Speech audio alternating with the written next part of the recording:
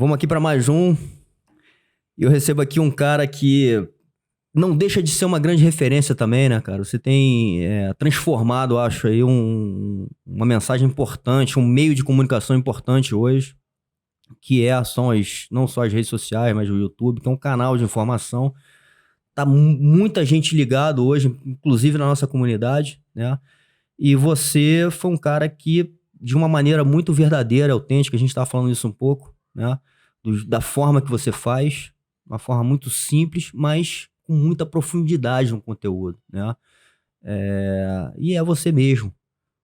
Você não tenta ali vestir uma máscara de algum personagem, você faz por toda a base que você teve, né? E uma coisa que eu vejo você falando muito, que é você tá entregando o que você gostaria que tivessem te entregue no passado, né? Então, isso é muito legal, né? Porque a gente consegue ver o que nossa jornada nos deu de ensinamento para a gente ser melhor para frente. Então, pô, é uma honra te receber aqui, cara. Um cara que tá realmente entregando, acho que um conteúdo muito rico em vários aspectos para uma comunidade de jiu-jitsu, né? E para uma galera que vem, a gente tem falado muito da nova geração e quanto isso é importante. Obrigado, irmão, pelo seu tempo, por cumprir aí, como você falou, uma promessa. Não, prometiu, tem que vir. Então, porra, você tá fazendo a gente conseguir colocar mais um episódio no ar de um projeto que a gente começou aqui sem grandes pretensões, mas com a intenção de passar justamente uma mensagem positiva com pessoas que são inspiradoras para outras pessoas. Obrigado. Eu quero agradecer, né? Quero falar um alô aí pra rapaziada. E eu costumo dizer que eu sou um cara pequeno, de uma cidade pequena, com pequenas pretensões.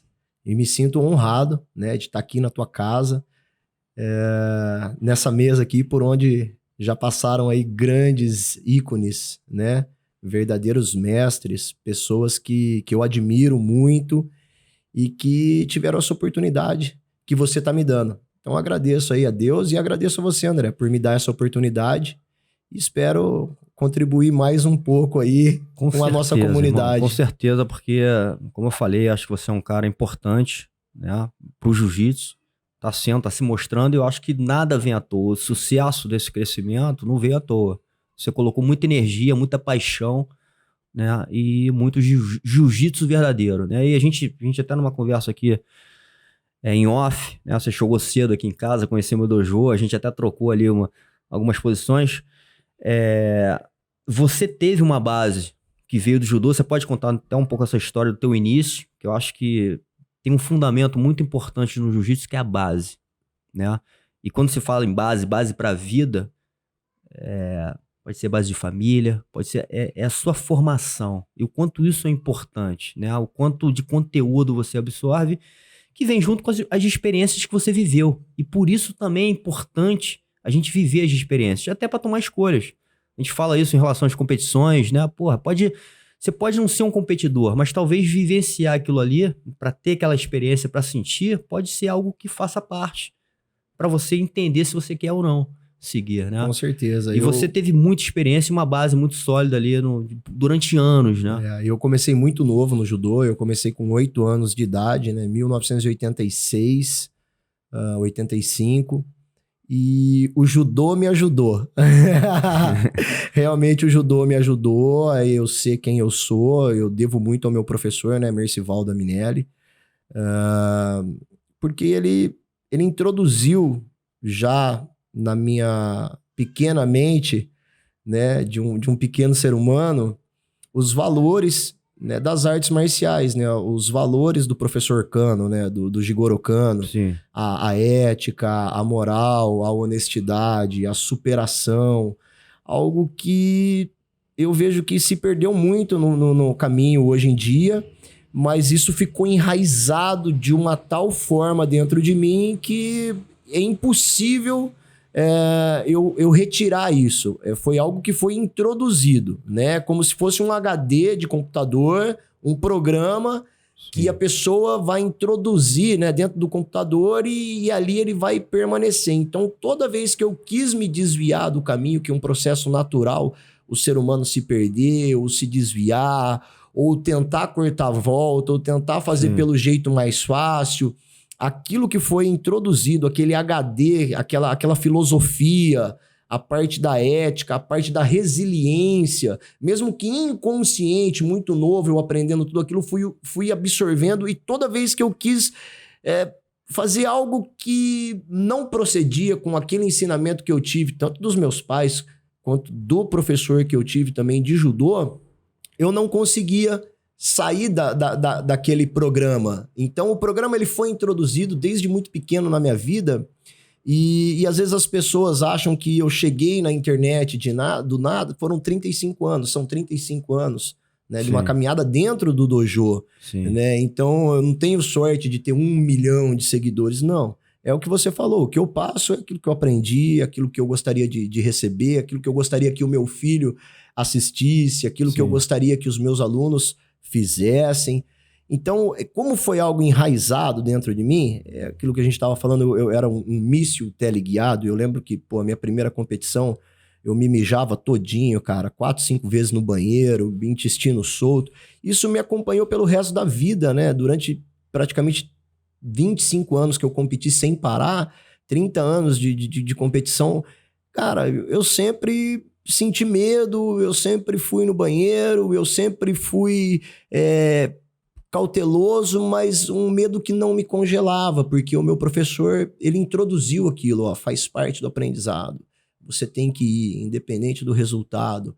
Você é bom, eu acredito em você, vai lá, atrás dessa medalha, conquista, vai lá, se supera, acorda cedo, faz isso, faz aquilo. Então, aquilo foi introduzido de uma tal maneira que eu realmente era um programa, né? Foi um computador que recebeu um programa, eu era um míssil teleguiado. Então, e era uma época que também não tinha como discutir com o pai, com a mãe, com o professor. Era aquilo, pronto e acabou. Então, você ia ou por querer ou por livre e espontânea pressão. Sim, não, e tem a fase que você começou foi muito importante. Quando você fala assim, entrou no meu HD, a gente tem estudos que falam que nessa idade aí, volta de 8, 10 anos, você fica muito marcado as coisas que você faz. Quando você entra com essa base de arte marcial nessa fase da sua vida, isso realmente vai enraizar e provavelmente vai ser um guia para sua jornada de vida, né? Todo pai deveria colocar o filho numa arte marcial, entendeu? Independente de qual arte marcial, porque ela te prepara para a vida. Então, a vida, hoje eu entendo com 45 anos de idade, que ela é feita de altos e baixos, que uma hora você tá por cima, outra hora você tá por baixo, muito igual à luta. Uma hora você tá recebendo um soco, outra hora você tá dando um soco, é aquela vitória, Passou na faculdade, não passou, né? Terminou um relacionamento, começou um relacionamento, conquistou um emprego, foi mandado embora. Então, a arte marcial, quando ela vem do Deus Marte mesmo, da guerra, né, cara? Você é preparado para qualquer situação, e o judô, né, ele te ajuda a suportar algo que uma pessoa que não faz, não pratica o jiu-jitsu, não pratica o judô, não pratica o karatê, o taekwondo, seja o que... Ela não tem aquela vivência que no tatame é natural, entendeu? Então ela se depara com uma derrota, com um desemprego, com uma crise, com um relacionamento que não deu certo. Essa pessoa tem uma tendência a fraquejar, que é normal de todos. Mas agora, uma pessoa que tem uma bagagem ali, cara, que sabe dar um soco na cara, que sabe receber um soco, que aplica uma queda, que leva uma queda, que uma hora uma hora tá por cima, cara, batendo, e outra hora tá por baixo, cara, levando pressão. Se você transferir isso pra tua vida, eu costumo dizer que o cara que resolve as coisas dentro do tatame, ele consegue resolver qualquer coisa na vida dele lá fora, cara. É verdade. Porque é uma preparação, meu irmão, como se fosse algo militar, como se fosse algo que, poxa vida, transcende, entendeu? É um lance que transcende, então te prepara pra vida. Então todo pai deveria colocar o filho numa arte marcial, cara. Eu escutei outro dia um papo de uns caras falando, né, que a arte marcial, ela tem esse poder da gente estar o tempo inteiro tendo que solucionar grandes problemas, né? Exatamente. E esse treinamento, seja diário, semanal, enfim, ele é transportado para a vida. E você tá dando vários exemplos aí de relacionamentos, de trabalho, enfim. A gente leva para outras esferas da vida em que a gente usa essa base que é vivida e treinada dentro do dojo para fora. O meu medo era de errar, cara. Perante o meu professor, Sim. perante os meus companheiros de treino, entendeu? O meu maior medo era de falhar, cara. Perante aquela comunidade, né? Aquela família que se torna uma família. Sim. Fala, pô, cara, eu perdi. Mas mesmo na derrota você tinha o apoio. Então você sabia que a derrota não era o final, era um meio para que você conseguisse melhorar mais, se dedicar mais, se aplicar mais. Eu comecei com 8 anos de idade, cara, e a minha vida inteira eu tentei um título mundial, não consegui. Então eu fui um competidor, eu sempre podiava, mas eu fui mediano. E eu costumo dizer, cara, às vezes para os meus alunos, que eu tentei o campeonato mundial durante toda a minha trajetória de atleta, não consegui, mas eu consegui o sul-americano que demorou 20 anos para eu conseguir, cara. Então, pô, com 28 anos de idade eu fui ser campeão sul-americano, mas foi algo que aconteceu 20 anos depois. E uma conquista tão saborosa que se eu tivesse desistido no meio do caminho, entendeu? Eu não teria esse sabor. Sim. De falar, pô, cara, eu tentei durante 20 anos água mole em pedra dura, tanto bate até que fura. Sim. E às vezes eu perdi pra mim mesmo, às vezes eu perdi por uma lesão, às vezes eu perdi por uma pessoa muito boa, às vezes eu perdi porque não tinha condições, o campeonato era muito longe, era em outro país, e às vezes eu não consegui me ranquear, mas foram várias derrotas e várias tentativas ao longo de 20 anos, entendeu, cara? Mas foi algo que eu persegui, conquistei e falei, cara, eu não desisti. Então a jornada, você aprende que a vida tem uma jornada, que a vida tem uma caminhada, que essa caminhada não pode ser interrompida, principalmente por você, entendeu? Então nunca se sentir superior ao seu adversário, menosprezar ou achar que você é o melhor. E também nunca se sentir menosprezado, né? Saber que tudo faz parte da caminhada. Sim. E que algum dia isso vai somar na tua bagagem, na tua vida, né, cara? Na tua jornada, no teu processo. Legal. E essa transição pro jiu-jitsu, como é que foi, né? Porque a gente sabe que às vezes rola até um preconceito, né? Eu sou dessa muito bandeira, eu não vou, só vou praticar o judô, enfim. E às vezes... ter a cabeça aberta, né? Por exemplo, o Hugo Duarte veio aqui e me convidou para começar a treinar luta livre com ele. Eu tô fazendo questão de ir, não só pelo convite honroso, mas abrir a cabeça, tentar experimentar novas técnicas, entender como é que eles fazem certos movimentos diferentes da gente, né? E ampliar um pouco, né, o conhecimento. Acho que a gente tem que estar, por mais que a gente possa defender nossa bandeira ou que a gente acredita, acho que a gente tem que estar aberto. Hoje eu presenciei isso aí, você dando aula para uma jovem senhora, né? Já Sim. passou dos seus 50 anos, né? E ela falou, olha, eu comecei depois dos meus 50 anos de idade. E ela, porra, feliz, né?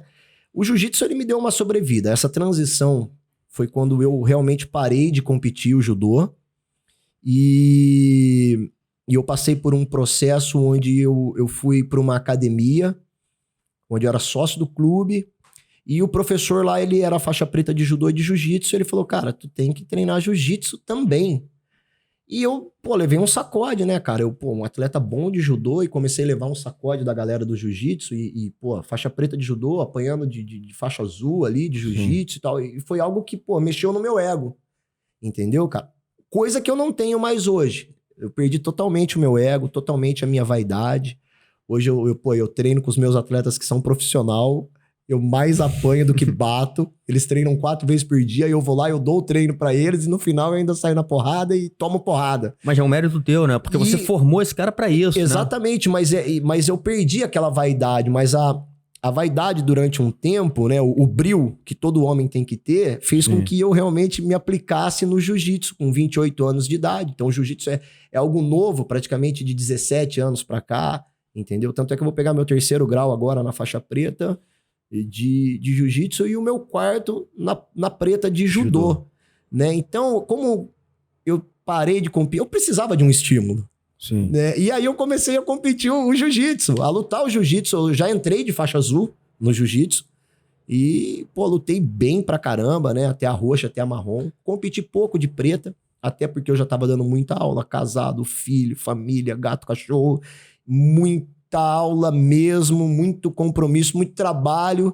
Não dava mais pra eu me dedicar, né? Então você se dedica pra competir ou você se dedica pra dar aula? Fazer tudo, você vira pato, né? O pato tem tudo. Tem asa, tem nadadeira, tem bico, mas ele não bica direito, ele não nada direito, ele não voa direito, ele não anda direito. Você quer fazer tudo, você vira pato, né, cara? E aí eu, pô, também não queria ser pato. Então eu falei, vou me dedicar a continuar no judô. E agora eu vou ter um tempo pra treinar o jiu-jitsu porque eu não luto mais judô. Então eu tive esse tempo, tive essa liberdade, foi essa transição e mudou minha vida. E tanto é que eu sou mais conhecido hoje através do jiu-jitsu do que do judô. Então no judô, pô, cara, eu tenho uma porrada de título, mais de 200 medalhas, título regional, paulista, brasileiro, cara, sul-americano, um monte de coisa. Pô, cara, e fui ser reconhecido no jiu-jitsu, mas porque eu apliquei toda a metodologia do judô pro jiu-jitsu.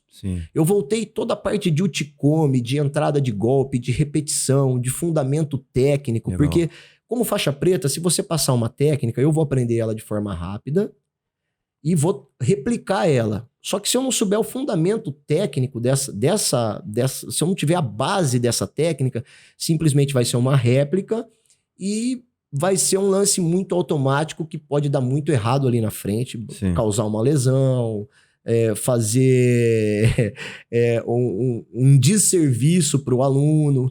Então, antes de passar qualquer coisa, eu sei que eu tenho que conhecer a base, que conhecer o fundamento técnico, aonde pegar, como pegar, para que lado jogar, como fazer.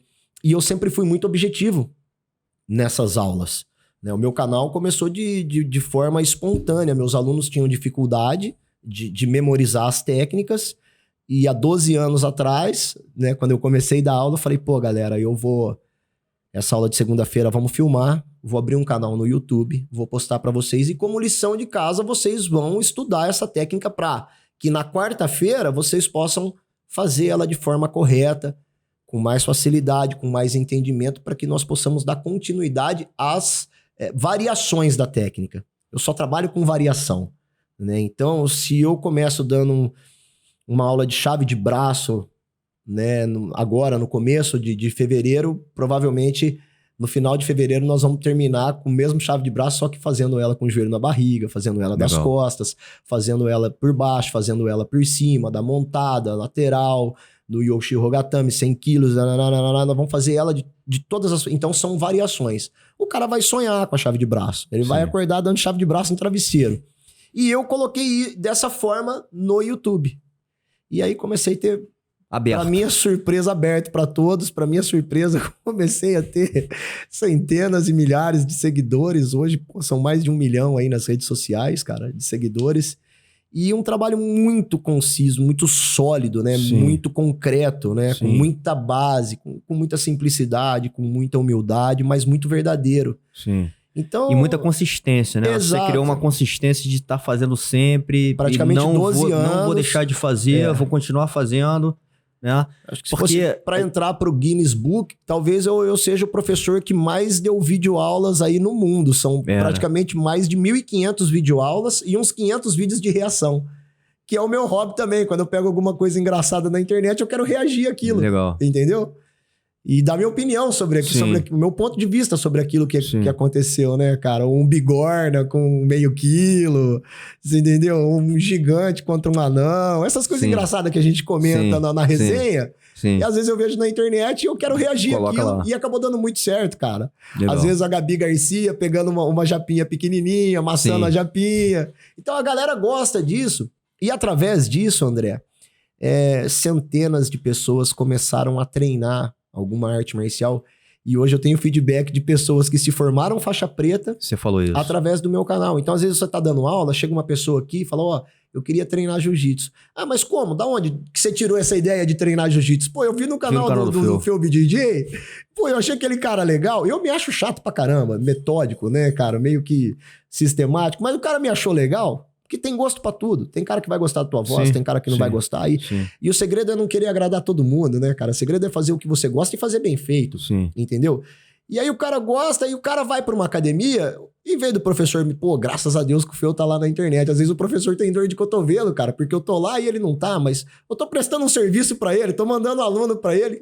E são muitos faixas pretas que eu formei, indiretamente, que começaram a treinar, cara, por causa do meu canal. Legal. Entendeu? E hoje eu vejo que, assim, até a velha guarda tá dando uma importância muito grande, cara, pras redes sociais. Sim. E através das redes sociais, eu conheço praticamente o mundo, são muitos países, tem 50 escolas, André. Eu nunca sonhei com isso, aquilo que eu te falei, eu sou um cara pequeno, de uma cidade pequena, um lutador mediano, cara. Fiz um caminho oposto, a maioria da galera consegue fama, porque Campeão realmente mundial, o cara foi campeão ganhou mundial, vários títulos. o UFC, não sei o que tem, mas pô, hoje eu tenho atleta no Bellator, eu tenho atleta na seleção brasileira de judô, eu tenho campeão. Então eu me sinto muito mais realizado como professor, eu acho que eu consegui, eu acho não, eu tenho certeza, eu consegui, entendeu? Através dos meus ensinamentos, ter uma continuidade que eu acredito que eu vou ter até aos 90 anos ensinando, que é o meu sonho,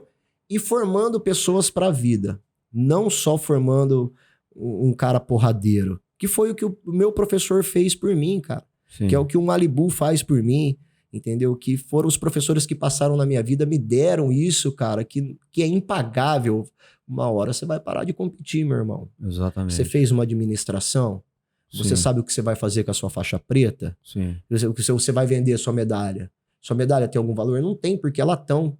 O ouro ali é só a cor, nem tudo que reluz é ouro. Sim. E aí nós vemos atletas profissionais, campeões olímpicos, campeões de Ultimate Fight, aí, às vezes passando necessidade, porque não aprendeu só a parte da porrada, só a parte da pancadaria.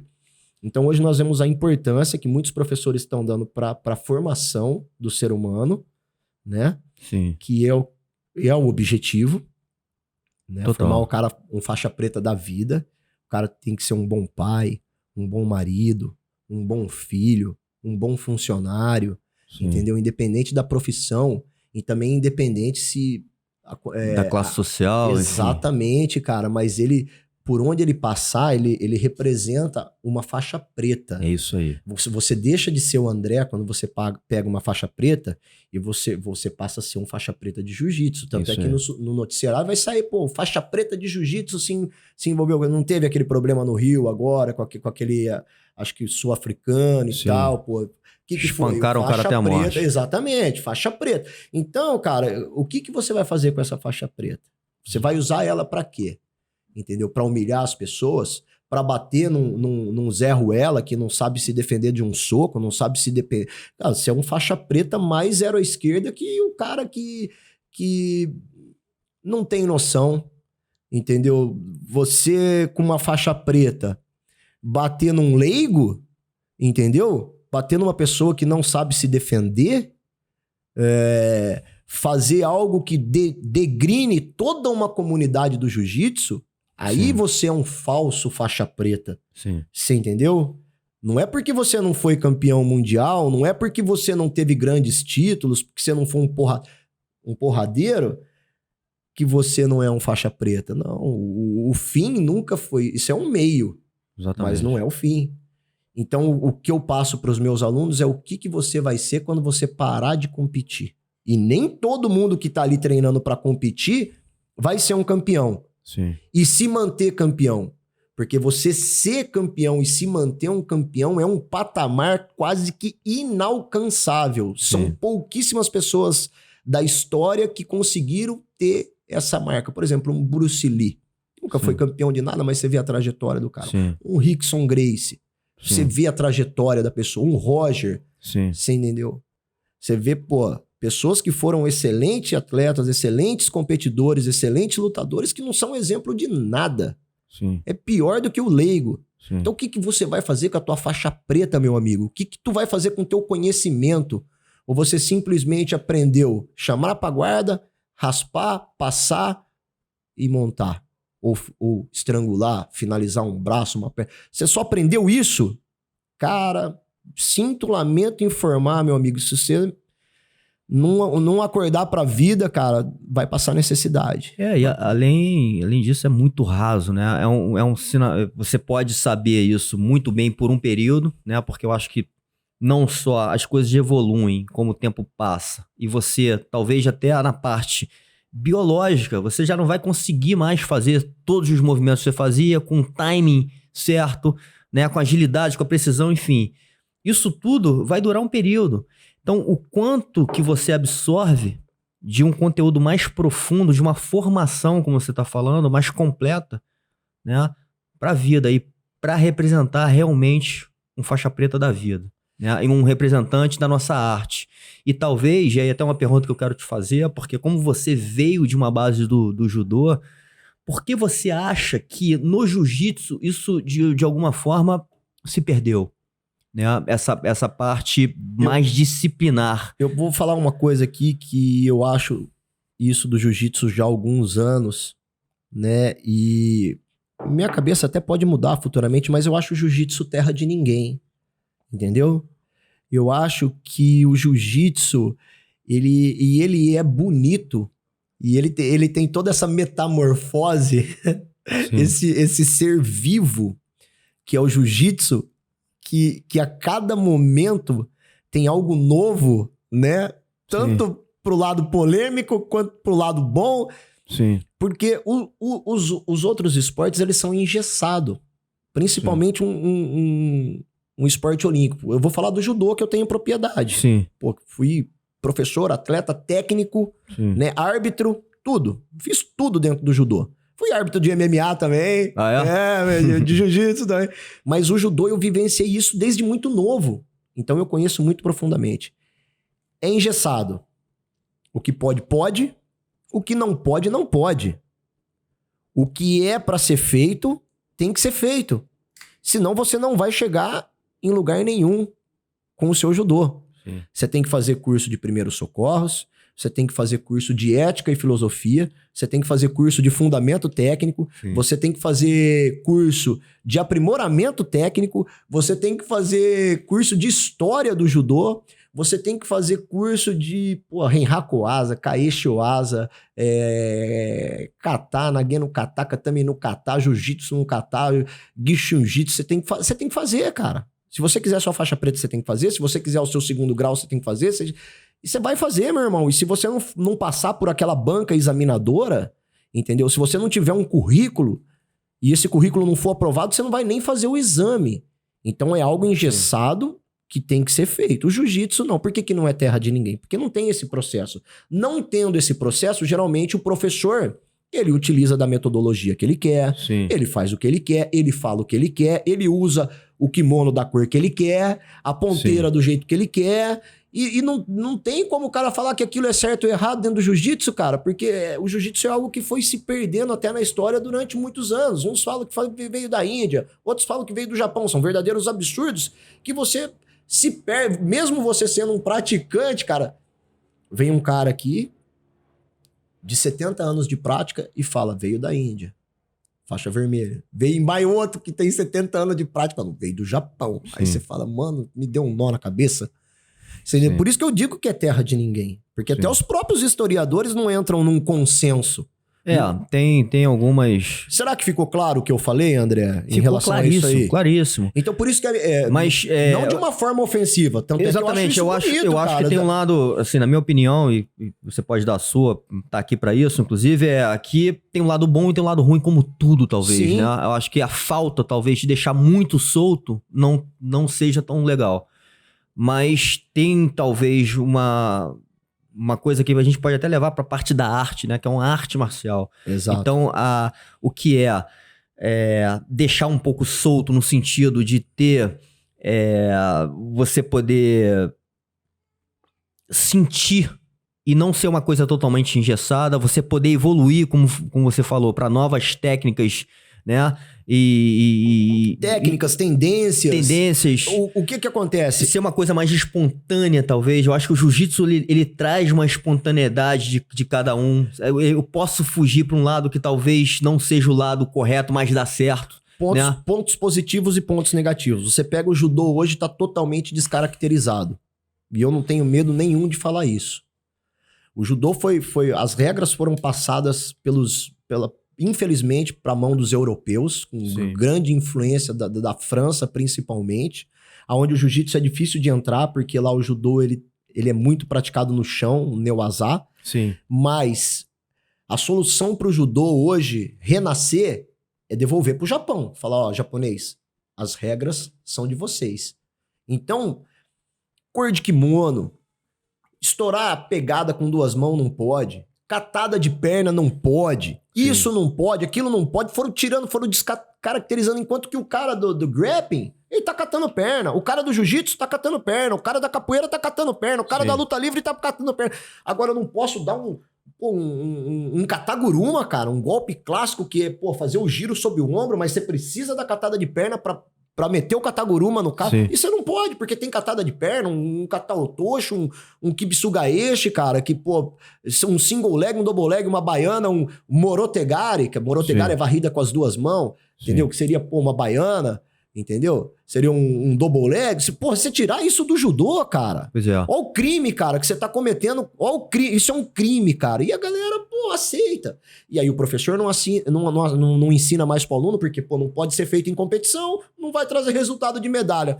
Mas, cara, e você vai um dia, Deus me livre e guarde, você precise, cara, usar. O cara vai catar na tua perna. Como é que você vai defender se você nunca fez uma catada de perna? Isso é um verdadeiro absurdo, cara. Entendeu? Aí o jiu-jitsu, cara, enquanto isso o jiu-jitsu, ele tá colocando as coisas. Ó, tá valendo de novo o heel hook. Sim. Você entendeu? Isso também vamos colocar pra valer e tal. Só que, por não ser também algo que as pessoas se preocupam em controlar o jiu-jitsu, você vê verdadeiras barbaridades, verdadeiras barbárias, verdadeiros assassinatos, cara, que a galera faz com... Não tô generalizando, mas, nós estamos aí na internet e te vê, cara. Tipo o quê? Cara, autograduação, jogar o cara de cabeça no chão, entendeu, cara? Colocar arame na faixa pra dar fachada. Que você vê verdadeiros absurdos, cara. Sim. Você entendeu, meu amigo? Sim. Então, cara, são pontos positivos e pontos negativos. Você pega uma arte marcial tão eficiente quanto o judô, que aí tem muitos ainda que defendem que não é uma arte marcial, mas nós sabemos que é uma arte marcial. Tudo bem, é um esporte. O seu fundamento sempre foi, né? O judô. Sempre foi. E, veio do jiu-jitsu, cara. O Jigoro Kano, ele construiu... O Jigoro Kano era mestre de jiu-jitsu. Professor de Koma, cara. Sim. Você entendeu, cara? Ele simplesmente... Ele reformulou, ele reconstruiu, ele construiu os movimentos para que todos pudessem fazer aquelas técnicas. Sim. Então ele tirou aquilo que o Jujutsu tinha de mais traumático, entendeu? Sim. E pegou aquilo que, poderia ser executado por uma criança, poderia ser introduzido na escola, poderia ser introduzido... E tanto é que a polícia japonesa, faz judô. Toda escola japonesa tem judô. Sim. Entendeu? Lá, ou se é a faixa branca ou se é a faixa preta. Não tem essa de, branca, amarela, azul. Não, entendeu? Então, quando a gente não tem um órgão competente, preocupado em regularizar, fica livre. Fica ao bel prazer do professor. Sim. Você entendeu? Por isso que nós vemos essas barbárias. Agora... Se você tem algo que é uma padronização, entendeu? Que tem realmente uma federação que acompanha aquilo, eu acho que tem alguns esforços, né? Como curso de arbitragem, como curso de primeiros socorros, entendeu? Algumas federações sérias, elas se preocupam, sim, mas só também. Mas por que tem isso? Porque, no mínimo, você e eu, como professor, a gente tem que saber sentar numa cadeira de técnico. Porque senão, você sabe, cara. Você vê cada professor de jiu-jitsu aí dando vexame como técnico, cara, fazendo cada absurdo. Não só nas aulas, mas também em grandes eventos. Então, meu amigo, você tem que saber se comportar. Você quer que realmente profissionalize? Então vamos profissionalizar. Mas aí você tá disposto a pagar o preço? Será que não vai se transformar num judô? Exatamente. Num taekwondo? Que agora o cara só fica pulando e só dá o toquinho? Essa é uma discussão que eu sempre trago aqui pra mesa, porque, né, eu tenho conversado, como você falou, com grandes referências, né? Uma delas, inclusive, eu sempre falo o nome dele aqui, do Vinícius Anthony, do Karatê. Ele entra um pouco e ele é um cara que pesquisa muito a história, né? Inclusive, ele descobre que no Karatê existe um Karatê ali de de chão, existe um karatê ali de queda. Só te interrompendo, poucos você sabe conhecem. que Por favor. o Jigoro Kano foi um grande amigo e incentivador do cara do karatê, que agora esqueci o nome do cara. Pesquisa aí na internet o fundador do karatê. O Jigoro Kano, que ofereceu a Kodokan, que apresentou o professor de karatê para as autoridades japonesas, pro imperador da época, né? Ele que praticamente introduziu e encorajou o professor do karatê. Como que é o nome do... Funakoshi, isso. O Jigoro Kano era muito amigo do Funakoshi, Legal. cara. Talvez muitas pessoas não saibam disso. Sim. Mas, pô, eles... Entendeu? O Jigoro Kano foi um grande incentivador. Legal. Como que chama o nome do historiador que você falou aí? Não, do Vinícius Anthony, que, Então, é um grande karateca. Até pergunta pra ele depois se eu tô certo ou tô errado nisso Legal. aí, cara. Legal, então, e ele fala, né, na conversa, né, cara, o que o karatê esportivo, que é o karatê, inclusive vai para as Olimpíadas, é um karatê, talvez, que não tem eficiência marcial. Descaracterizado. Né? Então, talvez, e é isso que a gente tá falando aqui um pouco sobre o judô, o taekwondo, quando vira muito esporte, Ferrou. ele começa a perder um pouco. Perde a arte do combate. Exatamente. E como é que você harmoniza, né, isso? Beleza, eu quero crescer no esporte, eu quero que a arte vire também um esporte, ou que seja visto também como um esporte, mas como é que eu não perco, né, essa parte da eficiência marcial? Né? E aí, de novo, é uma pergunta pra você, o que você acha disso em relação ao jiu-jitsu? Porque o jiu-jitsu também tem crescido numa vertente esportiva. Muito grande. E começam também a querer colocar algumas regras, por exemplo, que você falou agora, né, da chave de pé, que é uma coisa que não pode ali, não pode, enfim, só pode a partir de alguma faixa. A gente entende, inclusive, alguns porquês, a gente respeita isso, mas a gente tem que tomar cuidado ao mesmo tempo, né? André, eu acho importantíssimo esse ponto que você tocou, porque aí que entra a profissionalização do professor. Professor, se ele só quiser ter um time de competição hoje, provavelmente ele vai morrer de fome. Então ele tem que entender o que a criança quer, o que o pai da criança quer, o que o aluno quer. Você entendeu? Nós, como professores, nós temos que entender. É um aluno executivo? Sim. É um médico? É uma criança?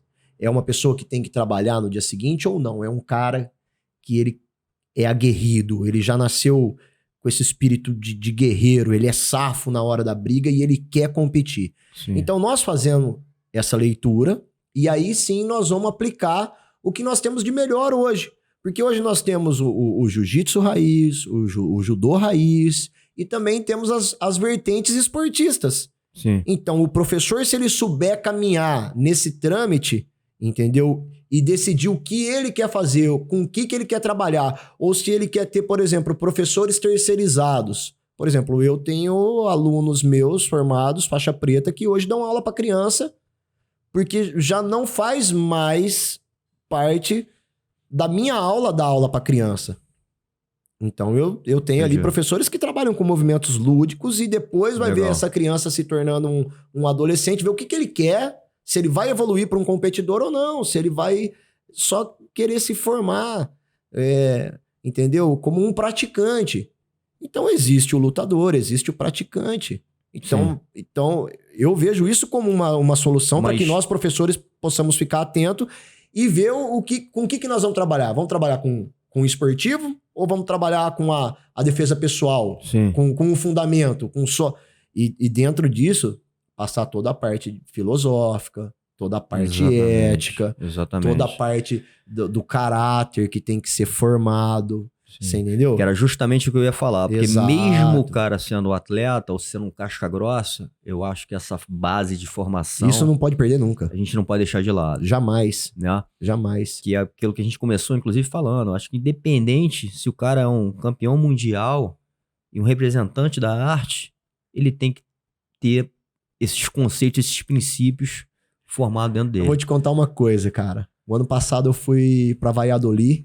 Eu fiz uma tour na Europa, eu fui em vários países, mas em Valladolid foi especial. Porque todo seminário meu, eu falo de ética, falo de filosofia, falo de história, falo do Gita Kioi, do máximo benefício com mínimo de esforço. Falo de você ceder para vencer. E aí, nessa de ceder para vencer, eu contei a história que eu tava pegando um ônibus de Portugal pra Espanha e que no meio do caminho entrou um casal, um senhor e uma senhora, e isso eu tentando falar em espanhol com eles, e contando para eles que ninguém quis ceder o espaço para esse senhor e para essa senhora sentarem juntos. Tinha bancos no ônibus separado. Entendi. E essa senhora começou a chorar. E eu, contando isso no seminário, comecei a chorar. Legal. E aí eu comecei a falar em espanhol para eles que ninguém sente mais nada pelo próximo. Que ninguém quer fazer mais nada pelo próximo. E eu, numa atitude de comoção e de vergonha do que as pessoas estavam fazendo... E a senhora tava chorando porque ela queria sentar do lado do marido dela, cara. Eles deviam ter 70, 80 anos de idade. E o desespero da senhora, e ninguém, cara. Ninguém no ônibus. E aí, cara, tem que levantar uma pessoa, né? Lógico. E aí, cara, a hora que eu olhei pros espanhol no tatame, cara, todo mundo chorando. Cara, isso é um ensinamento, cara, filosófico, total, ético. Total. E aquilo, meu irmão, foi tão verdadeiro, cara, que, cara, tinha os caras chorando de soluçar lá. E eu contando com essa mesma emoção, com essa mesma verdade, né? E falando porque nós outros teníamos que ser capazes de ter compreender e tentando falar espanhol. Não abro nada em espanhol. Só que a galera entendeu, cara, e chorou. E, cara, você vê aqueles caras chorando num seminário, velho. Vários faixa preta ali. E se envergonhando porque deve ter se identificado. Sim. Porque as pessoas não são mais gentis. Sim. Outro dia um cara me encontrou na rua, né, cara? Ele viu eu dentro do meu carro. Eu não posto as coisas que eu tenho, as coisas que eu faço, os restaurantes que eu vou. Eu procuro não ostentar porque... Às vezes eu vejo meus alunos passando necessidade, entendeu? Eu falo assim, pô, cara, eu vou fazer certa coisa que, pô, não tem lá pra eles, cara. Né? Eu vejo... E aí o cara é de um site, de um TikTok, falou, como que eu faço pra ter um carro desse aí? O cara falou pra mim. Eu falei, cara, você tem que ter um sorriso no rosto. Você tem que tratar todo mundo bem e sempre construir pontes, nunca levantar muralha. Às vezes nós, André, somos tão mesquinhos que nós não gostamos da pessoa sem conhecer a pessoa. Às vezes pelo fato da pessoa, sei lá, cara, ter um corpo melhor, um cabelo melhor, um status melhor, você vai pré-julgar aquela pessoa. Eu não, eu sou o cara que se eu te ver melhor do que eu, vou falar, cara, meu irmão, como que você chegou aí? Me ensina. Entendeu? Então eu sempre segui essa filosofia, né, cara, de construir ponte, nunca levantar muralha, de tratar os outros com um sorriso no rosto, né, de tentar ser gentil. Lógico que não foi a minha vida inteira assim, né, cara? Pô, eu fui um adolescente perturbado, problemático, mas é aquilo que eu te falei, toda vez que eu dei problema, aquele HD, cara, que foi introduzido, aquele programa que foi introduzido no meu HD, me trazia pra realidade. Legal. Então, pô, na minha adolescência, pô, eu me envolvi com cigarro, com droga, com álcool, com briga de rua, cara. Sabe, cara, mas toda vez, cara, eu ouvia o que o meu professor tinha pra me dizer, o que o meu pai tinha pra me dizer, aquilo que foi introduzido desde a minha infância, aquilo que eu aprendi no tatame. Às vezes que eu também parei, que eu queria desistir, né, cara? Meu professor ia lá, me buscava. Às vezes eu via uma matéria no jornal, né, cara, pô, campeão paulista de judô e tal, pô, era eu. Eu falava, cara, o que eu tô fazendo aqui? Pô, eu vou voltar.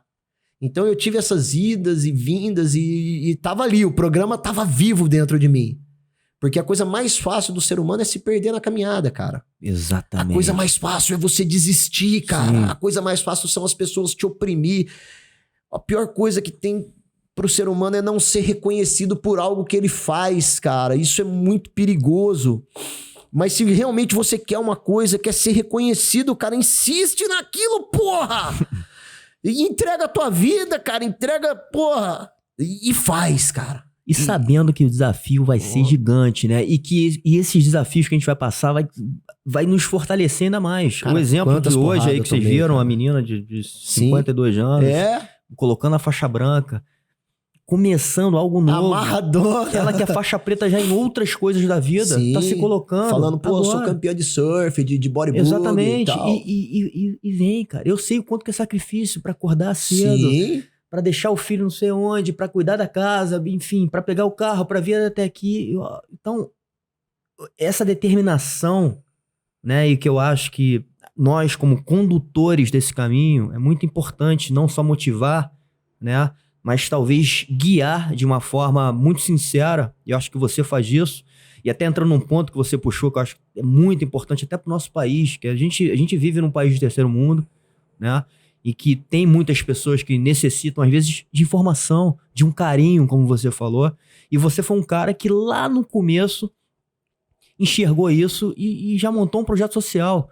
Que às vezes é difícil, cara, porque 12 anos de você projeto precisa social. se estruturar antes Sim, de fazer isso, sim, né? O sim. Fábio Gurgel mesmo fala isso É. no curso, toma cuidado com isso. Ele É. fala assim, toma cuidado. Eu vejo a galera se aventurando. Hoje eu falo, Porque cara, onde você que quer esses fazer caras um tão negócio entrando? social É. e você não consegue sustentar e às vezes É. não dá resultado. É. E você teve sucesso com isso também, né? Lá desde o início você teve um propósito muito bonito e fez e concretizou essa ideia. Vendo o filme passar hoje, né, cara? Eu, graças a Deus, eu tenho muita credibilidade na minha cidade, né? Legal. Meu pai é escrivão de polícia, minha família todinha comerciante. Eu sempre trabalhei desde pequeno, né, cara? Dei muito trabalho desde pequeno, mas também sempre trabalhei desde pequeno. Eu sempre fui muito polêmico, né, cara? Porque eu arrumava confusão mesmo. E a credibilidade. Eu acredito que eu tô aqui hoje, cara, na tua frente e tenho o canal que eu tenho por causa da credibilidade, honestidade. Eu nunca falei algo que eu não pudesse fazer. Nunca saiu nada da minha boca que eu não pudesse realizar. Então, tudo que eu falei pra minha família, pra minha mulher, pro meu filho, pros meus alunos, pros meus seguidores, eu realizei tudo. Tudo. O projeto social começou dentro de uma igreja, com nada. Eu ganhei os tatames. Nós conseguimos um terreno. Nós construímos um barracão de 500 metros quadrados com um tatame de 400 metros, de 40 por 10. 40 metros de comprimento por 10. Tudo com doação, cara. Tudo Muito com animal. doação. Doação dos meus amigos, doação dos meus seguidores. E tá tudo lá, concretizado para as pessoas verem. Não é algo que um político fala. Sim. Por que as pessoas desacreditam, cara, disso? Porque o cara só fala. É como se fosse um profeta que cuspisse no chão, que te dissesse algo que jamais se realiza. Não, então as pessoas acham que me seguem também, André, porque eu falo e faço, cara. Entendeu? Se eu falei que eu vinha, eu venho. Se eu falei que eu vou, se eu falei que eu volto, se eu falei que eu... Entendeu? É isso. A minha vida se baseia nisso. Entendeu? Eu lembro que quando eu me separei da minha mulher, eu falei pra ela, quando a situação melhorar, eu vou te dar um apartamento. Na frente do advogado. O advogado olhou pra ela. Ela é muito amiga minha. Falou, eu tenho que escrever isso que ele falou? Ela olhou pra ele e falou, não. Se o Feu falou que vai me dar, ele vai me dar. E hoje eu consegui, cara, dar um apartamento pra ela, pro meu filho. Muito animal. Entendeu? Eu consegui, cara. Através do seu trabalho, através dos seus valores, Cara, através da sua missão. Talvez eu pague com a minha vida, cara, mas eu vou cumprir a minha palavra. Entendeu? Eu vou cumprir a minha palavra. Então, quando eu falei que eu ia fazer um projeto social, cara, eu me dediquei muito. Investi muita lágrima, muito sangue, suor, dinheiro meu também, né, cara? Mas nunca me fez falta. Uma coisa que acho que o ser humano não descobriu ainda é que quando ele divide, ele soma. Se eu dividir conhecimento com você, que nem a gente tava trocando as posições, Sim. nós somamos. Sim. Se você não tiver algo e eu tiver pra te oferecer, cara, amanhã a lei do universo, que é infalível, a lei de Deus que fala do plantio e da colheita, é infalível. A lei da ação e reação fala, cara, eu não acredito em Deus. Tudo bem, eu acredito. Mas você acredita em física? Então a lei da ação e reação serve pra você e a lei da Bíblia serve pra mim. Na lei da Bíblia é tudo que o homem plantar, certamente ele ceifará. E na lei acho que de Newton, né, de ação e reação, tudo que você gritar vai ecoar. Se eu gritar aqui, ó, de fundo pra essa natureza, pra esse... Cara, vai ecoar, cara. Vai voltar. Essa é a lei universal, cara. Entendeu? Eu vivo debaixo dessa lei. Então, como não fazer pros outros aquilo que eu queria que fizessem pra mim? Se eu quero que faça pra mim, independente se você fizer ou não, o universo vai fazer, o universo vai conspirar, cara. Sim. Eu vivo debaixo dessa lei, entendeu? E eu acredito muito nisso, cara. Eu não posso fazer nada. Foi enraizado dentro de mim, entendeu, cara? É a minha base, é a minha rocha, entendeu? As pessoas falam, pô, cara, você mistura jiu-jitsu com Deus, com Jesus. Eu falo, cara, mas é no que eu acredito, meu irmão. Sim. Se te ofende, procura um ateu que eu respeito, Sim. entendeu? E assim sucessivamente. Eu sou do lema viva e deixa viver. Hoje, cara, graças a Deus eu aprendi. Se você pisar no meu pé, eu vou falar, pô, irmão, desculpa aí, meu pé tava embaixo do teu. E vou tentar ir embora tranquilo pra minha casa, em paz. É só tu não mexer com a minha família, não mexer com meu filho, cara. Não colocar a mão em mim, que tá tudo certo, cara. Sim. Porque uma vez que o homem coloca a mão em outro homem, aí acabou. Aí Sim. é difícil voltar pra trás. Mas enquanto a gente puder evitar isso, cara, essa é a verdadeira defesa pessoal. Exatamente. Evitar o conflito, evitar o infight, cara, evitar a discussão. Você entendeu? E eu acho que isso é uma outra coisa muito importante para o entendimento dos alunos, né? Ou para quem quer entender um pouco mais do jiu-jitsu, quanto o jiu-jitsu, né? Eu tive também agora, esse final de semana, agora com o Pedro Sauer, grande mestre Pedro Sauer, e ele fala o quanto a gente tem a percepção de prevenir situações ruins. Com certeza. Né? E deve ser assim, a defesa pessoal não é só na hora. É o último vagão do último trem. Porra, exatamente. Tocou na minha família, eu tô pronto pra proteger. Exatamente. Mas eu não quero nem que chegue ali. Exato. E a gente tem que ter, e eu acho que esse é o treinamento, né? A percepção, a atitude certa, a coragem, né? Pra conseguir fazer com que o problema não chegue até a nossa casa. Pô, é isso aí. Né? Isso aí. E acho que essa é a verdadeira defesa pessoal.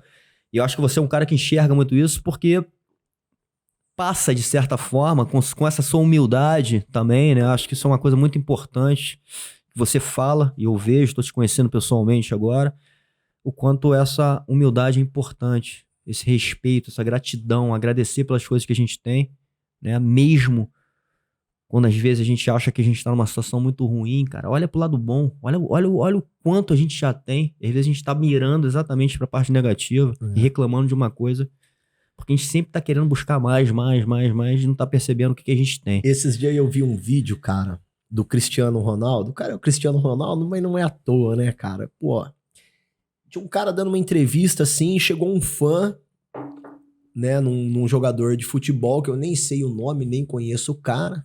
O fã burlou ali o segurança e pegou o celular, né, cara, e fez assim, né? Abraçou o cara e fez assim. Esse cara, ele simplesmente fez assim, cara, ele empurrou o cara. O Cristiano Ronaldo, mano, foi lá, pegou o celular do cara, o cara já tava envolvido pelo segurança, ele tirou o segurança, falou, hein, cara, e porra, cara, você vê a diferença da atitude? O cara é animal. Então, ele realmente é uma grande referência. Eu tenho aprendido até hoje, porque aquele vídeo me emocionou. E aí eu falei, cara, eu quero ser esse cara. Eu quero ser assim, cara. Se um cara chegar pra tirar foto comigo, eu tenho que parar o que eu tô fazendo, entendeu? Pra tirar foto com ele, cara. Legal. Entendeu? Pra dar um mínimo de atenção, mesmo se eu estiver muito ocupado. Às vezes eu vou em competição, cara, pô, eu tô de coach. Eu falo, pô, você espera um minutinho, cara. Sim. Então, tranquilo, meu atleta vai lutar agora, mas a gente já troca uma ideia. Entre o intervalo de uma... Eu consigo fazer isso, cara, não vai arrancar um pedaço meu. Legal. Entendeu? Não vai. Eu não vou ficar... E eu fico amarradão, cara, com a tietagem, tá ligado? Eu gosto pra caramba, cara. Não, é legal, é muito legal, mas... reconhecimento, já pensou, André, você fazer um trabalho e não ser reconhecido por aquilo que você faz, cara? Sim, exatamente, é o que mais nos motiva. A gente tava falando das mensagens que a gente recebe, Exatamente. Eu também tenho recebido muita mensagem legal, cara, teu podcast de gente animal, saindo de cara. depressão, de gente começando o jiu-jitsu, como você falou, por causa da nossa conversa. Eu falo, cara, isso não tem preço e essa é a missão. Quando você me ligou, cara, pra me convidar, eu fui conhecer teu trabalho. Eu falei, pô, deixa eu ver quem tá me chamando, né, cara? Porque às vezes é cada uma, cara. cada errada que você entra. Mas, cara, olha que eu vi os caras, meu irmão. você fez podcast, eu falei, cara, quem sou eu na fila do pão, brother? Quem sou eu perto dessa rapaziada, cara? Eu falei, não, porra, não vou me desmerecer não, cara. Pô, eu sou um influencer. Não, você é um cara que, de novo, tudo que a gente falou aqui, Cara, eu é acho sensacional. que o que a gente, que eu Obrigado falei pelo antes, convite, viu? a tua autenticidade, a sua verdade, né? E eu tô comprovando agora, porque eu acho que antes de a gente começar, a gente ficou aqui quase 3 horas juntos aqui. Você gostou do ganchinho lá, né, da guarda? Pô, já mostrou posição aqui, já abriu o livro, porra, já falamos um monte de coisa, cara. A tua sinceridade, você acaba ficando autêntico no que você faz. Né? Aí, de novo, é de verdade. E o jiu-jitsu, ele tem também a capacidade de mostrar essa verdade. Ah, com certeza. É difícil alguém enganar, né? No jiu-jitsu. Pode enganar pra fora, mas ali na hora é difícil. E você fala até muito isso também, eu escuto você falar, que, porra, eu também me coloco muito nessa situação. Né? Não sei até quando a gente vai conseguir, mas de se colocar à prova, Sim. de se expor, Sim. de chegar na academia de outro e treinar. Aquele é o momento, meu irmão, que você vai... Você tá tocando num ponto aí, cara, que eu preciso parar de arrumar essas confusão, cara. Porque todo seminário a galera quer rolar comigo. Pois é. Não, mas eu já tô com 45 anos, cara. E eu não tenho mais apegado, eu tenho cirurgia, cara. Você entendeu? E pô, cara, e essa última vez que eu fui pra Europa, eu fiquei com medo, cara. Porque eu rolei aqui, rolei ali, eu falei, cara, mas eu tenho mais 5 seminários pra fazer se eu... Machucar ali. Cara, porque, pô, cara, é um esporte de contato. Sim. É difícil se machucar você entendeu? Na nossa pegada, mas é assim, o que eu tenho notado, cara? Tem a minoria, mas tem, cara, e você nunca sabe. Você só vai saber na hora que o cara pegar no teu kimono. Tem uma minoria, cara, que quer provar pro time dele, pro professor dele, através de você.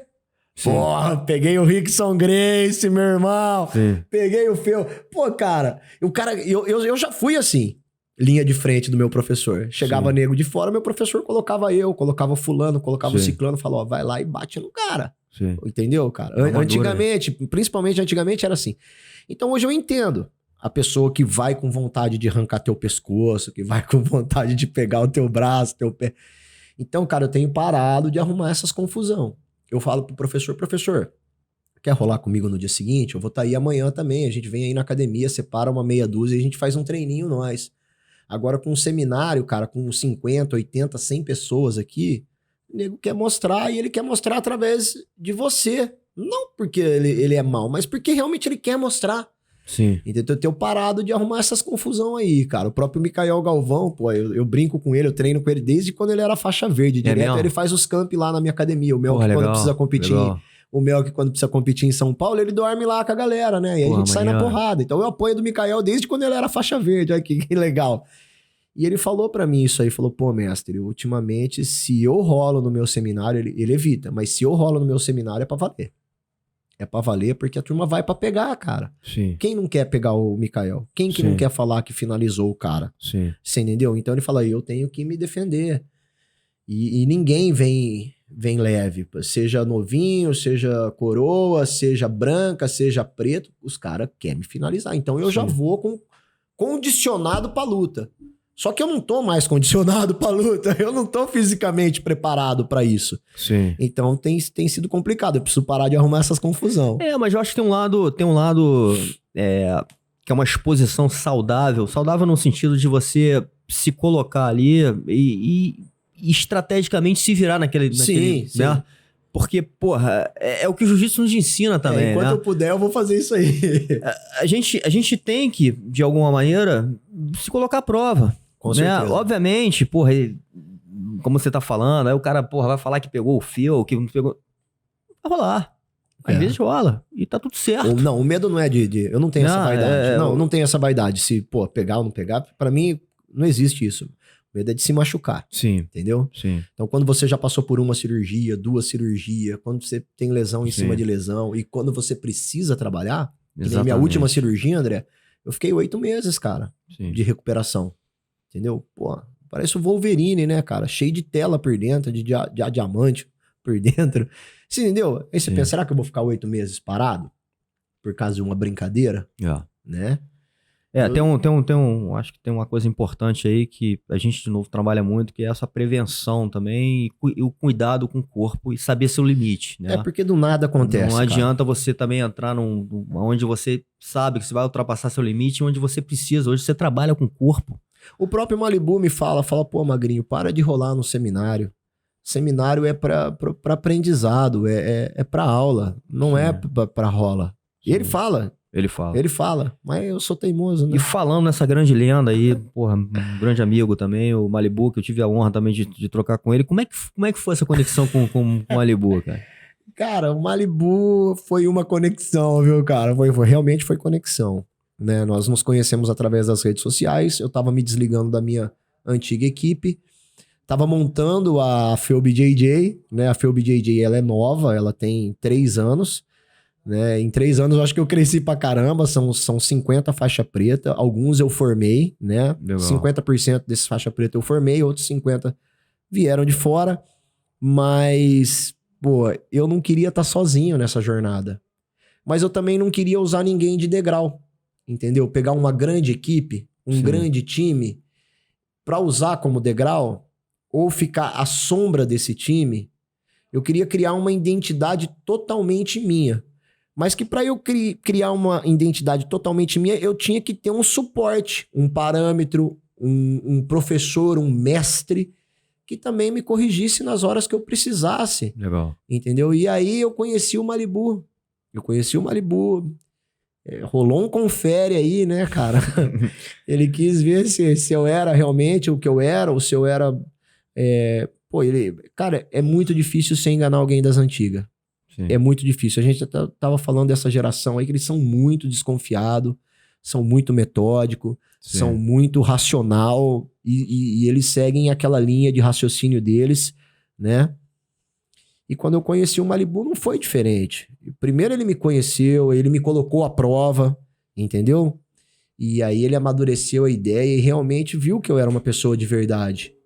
Sim. E aí sim, cara, rolou essa parceria e consegui criar algo meu, uma identidade minha e tem um suporte de um professor, meu amigo, que foi criado ali, cara, junto com os Gracies. Exatamente, bebeu direto da fonte. Pô, cara, eu sinto o cheiro do jiu-jitsu no Malibu, não tem jeito. Me entendo com ele, cara. Ele vai na minha casa, eu vou na casa dele. É algo que passou, assim, tipo, da relação professor e aluno. Legal. Entendeu? Ele é um pai pra mim e enquanto tiver bom pra ele estar comigo, eu vou estar com ele, cara. Já tive proposta de grandes equipes também, né? Sim. Mas eu sou muito fiel, cara. Não, legal, eu acho que tem 2 coisas importantes. Um é que a gente falou da conexão, né? Eu acho que o jiu-jitsu ele abre portas, não só abre, como conecta. E você falou, até usou aí essa analogia das pontes. Exato. Isso que a gente tá fazendo aqui, a gente tá fazendo por causa do jiu-jitsu, né? E eu só saí da minha antiga equipe, cara, por ser uma equipe muito grande. Por eu achar que eu ia ficar à sombra dessa equipe. Sim. Entendeu? Sim. Não por nenhum outro problema. Sim. Simplesmente porque eu queria algo meu, uma identidade minha, uma metodologia minha, algo que tivesse realmente o meu perfil, cara. Sim. Então, nada mais certo do que eu começar, né, ali. Eu comecei do zero. Você vê, sem grandes títulos, sem nenhum nome famoso por trás de mim, né? Pô, quando eu conheci o Malibu, pô, já tinha 500 mil de seguidores nas redes sociais, entendeu? Sim. Então, é tão bom, André, você vencer de forma honesta, e o Jigoro Kano falava que se não for pra vencer de outra forma, é preferível que você não vença, cara. Então, legal. Basicamente é isso aí. Desculpa te interromper. Não, é isso. Acho que o que eu ia somar só é essa questão que você falou da lealdade, que eu acho que é outro princípio muito importante. E ligado a isso, né? Porque eu acho que as pessoas também às vezes se confundem, né? Com esses papos de creonte ou que vai abandonar a equipe. Eu acho que, no meu entendimento, a gente não assina um contrato quando um aluno chega lá para fazer aula com você ou ir até a faixa preta, a gente não está assinando um contrato que a gente vai carregar a sua bandeira, né? Vamos dizer, a sua associação. Eu acho que se você for meu mestre de formação, você sempre leal a você, eu vou sempre falar em você, e vou sempre falar que você foi o cara que me formou no jiu-jitsu. Mas levar o teu business é uma outra história. né? Sabe o que eu aprendi também ao longo da caminhada? Que não existe contrato perfeito. Mesmo que se houvesse um contrato, não existe. Sim. Né? Cara, as pessoas Sim, mudam, e né? você até contou como é que foi. Eu acho que tudo parte de uma conversa, de um distrato, né? De uma combinação para que aquilo ali seja desfeito, se for o caso. Então, assim... Lógico. Entrar e sair pela porta da frente sempre. Exatamente. Então, acho que isso é uma outra coisa importante, está dentro do princípio, e um princípio importante que eu acho que nós, de novo, representantes, né, de uma arte marcial tão rica em valores e em princípios, acho que essa questão da lealdade é uma coisa importante para a vida. Com certeza. Né? E que isso deve ser treinável e deve ser treinado durante o treinamento dentro do dojo. É isso aí. Vamos aqui pra gente já encaminhar aqui no final, senão, meu irmão, a gente vai ficar aqui 3 horas aqui de conversa direto. Mas, Fio, falando um pouquinho agora, acho que é um papo importante. Inclusive, você chegou a um sucesso aí, cara, estourou. Hoje é o maior canal de YouTube, pelo menos. É o do maior canal de judô e de jiu-jitsu do mundo. Do mundo? Do mundo, aí, de judô e de jiu-jitsu. Eu nem tinha esse número, mas enfim, eu sabia que você é um canal muito grande. E, de novo, como você falou ali do início, porra, veio de uma cidade pequena, não tinha grandes títulos. Essa construção, né, eu acho que... Qual foi pra você, assim, em poucas palavras? Porque a gente sabe que essa jornada, ela vem cheio de desafios, né, vem cheio de histórias, mas em poucas palavras, como é que se resume essa escalada aí pro seu sucesso, né? Pra você chegar onde você chegou e ter esse canal tão forte, conhecido mundialmente, quando você tá falando, é o maior do mundo mesmo. Né? E não é fácil construir um negócio desse. Eu fui muito desacreditado no começo, né? Foi realmente motivo de piada, né? Principalmente na cidade onde eu moro, né? Piada mesmo até com, com pessoas próximas, amigos meus, né? Quem tá no YouTube, ó, o professor Tube. O pessoal postava nas redes sociais 100 técnicas do mestre Tube. Então, porra, cara, eu fui humilhado, né, cara? Eu fui humilhado. Quem é esse cara? Você entendeu? Só que, meu amigo, quando você se conhece, cara, quando você sabe quem você é, e essa é a importância de um ser humano fazer um auto-inventário, sabe? Escreve sobre você, André, desde o dia que você nasceu, cara. Sim. E eu, graças a Deus, eu tive esse ensinamento. Entendeu? Então, quando você sabe quem você é, você tem a certeza que você não é um personagem, você é de verdade. Você não é um herói fictício. Você nunca se colocou ali como o melhor, mas também nunca se menosprezou. Legal. Entendeu? Cara, aqueles 20 anos tentando aquele título sul-americano me fortaleceu tanto, meu irmão, que eu falei, cara, esses caras que estão falando de mim vão pagar, cara. Vão pagar da melhor forma possível, vão me pedir ajuda e eu vou ajudar, cara. E foi exatamente o que aconteceu, cara. Eles foram tão filhos da puta comigo, cara, que eles me deram uma injeção de ânimo, meu irmão. Que eu falei, vocês não sabem o monstro que vocês criaram, cara. Então a minha caminhada foi essa, velho. Porra, eu nunca tive medo de uma luta, cara. Eu nunca tive medo, entendeu? Eu me borrava de medo. Não era cara, eu me borrava, eu ia no banheiro, acho que eu falei isso no começo da conversa. Cara, eu ia no banheiro fazer 10 xixi, meu irmão. Tinha competição que eu fazia 3, 4 cocô, eu não dormia, um dia antes da competição eu não dormia, cara. Até, sei lá, meu irmão, até pouco tempo atrás era assim, cara, uma ansiedade, cara, um medo de errar, cara. Não de perder ou ganhar. Isso pra mim sempre foi relativo. Eu me cobrava muito. Sim. Mas, cara, isso me deu uma formação, um aprendizado que eu falei, mano, vocês não sabem com quem que vocês estão mexendo. Nunca respondi nenhuma dessas pessoas. Então, pô, pras pessoas que falaram que eu era um motivo de piada, tá aí, pô.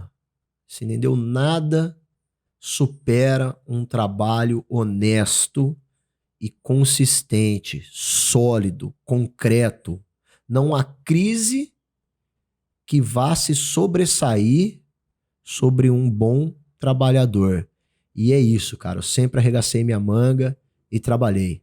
Então, foi fazer, foi acreditar e foi essa vontade de provar para esses caras, meu irmão, que eles não sabiam que no fundo da minha alma existia um samurai. Porque eu sempre soube que se eu cair, cara, eu vou cair atirando. Você entendeu, cara? Muito bom. Cara, se eu cair, meu amigo, você pode ter certeza que eu vou me arrastar, cara.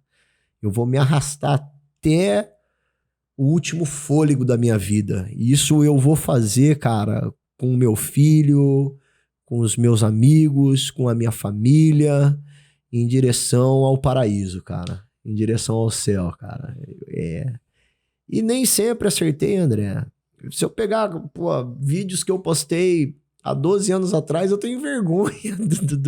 Eu falo, cara, eu não acredito que eu tô fazendo isso, que eu tô falando isso, que eu tô ensinando isso, cara. Mas eu deixo lá, cara, porque faz tudo parte da minha evolução. Exatamente, cara. Exatamente. Entendeu? A única coisa que eu me arrependo, cara, nas redes sociais, que eu acho que até falei com você, foi de ter falado mal, cara, sabe, de pessoas que erraram no caminho. Sim. Sabe, um cara que passou uma técnica nada a ver, que realmente não tem nada a ver, o cara errou completamente. Sim. E aí eu ir lá e reagir a um vídeo daquele. Um professor que maltratou o aluno, né, isso viralizar, e eu ir lá e reagir a um vídeo daquele, colocar um vídeo daquele no meu canal. Um professor que, se graduou de forma errada, eu ir lá e reagir. Então, esses conteúdos eu apaguei, cara, do meu canal, eu deletei do meu canal. Foi uma fase que eu errei em falar mal dos outros, entendeu? Sem conhecer a história da pessoa, sem saber o contexto. O professor se envolveu numa briga com seguranças num bar, cara, filmaram, eu vou lá e posto isso no meu canal. Cara, o cara errou, mas às vezes o cara, tem uma família, cara, às vezes o cara tem os alunos dele, tem a vida dele, eu vou lá, cara, e vou ajudar a jogar merda em cima da cagada que ele fez, cara. O cara não tá precisando disso, o cara tá precisando de redenção, cara. O cara tá precisando de uma atenção, cara. Então eu me envergonho disso, cara. Eu me envergonho de ter julgado algumas pessoas e isso há muitos anos eu não faço mais, cara.